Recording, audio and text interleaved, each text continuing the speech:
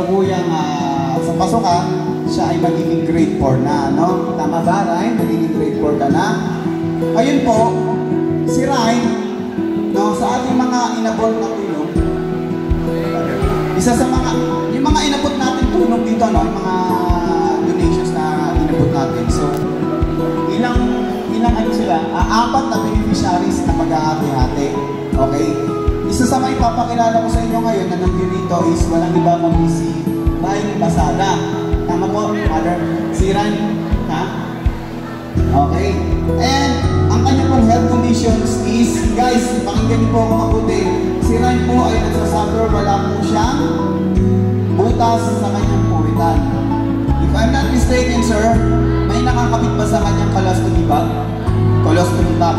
Guys, explain ko na rin po, ang colostomy bag po ay binubutas dito sa ating large intestine, no? Yung large intestine, yung malaking bituka po natin, kung saan, dahil walang butas ang kanyang puwet, doon muna padadaanin pansamantala ang kanyang dumi.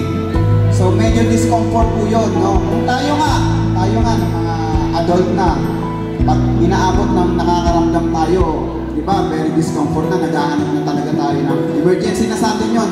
What more, ito pa kayong bata na may ganitong discomfort na pinagdaraanan. So, si Ryan, kasama ang kanyang father, narito sa harapan natin,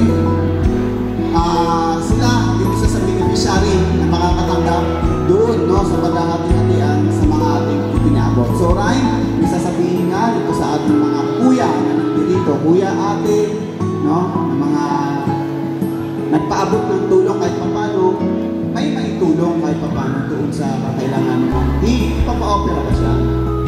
So, dadaan po siya sa surgical operation procedure. So, marami pang paghahanda yan, clearances pa, di ba?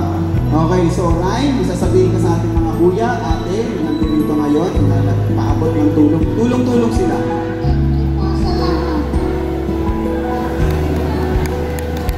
Yun, nahihiya lang sila.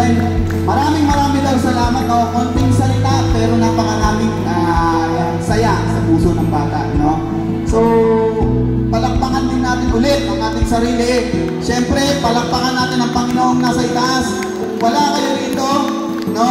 Wala itong humanitarian program na to. At naniniwala ako, lahat tayo instrumento, kinasangkapan.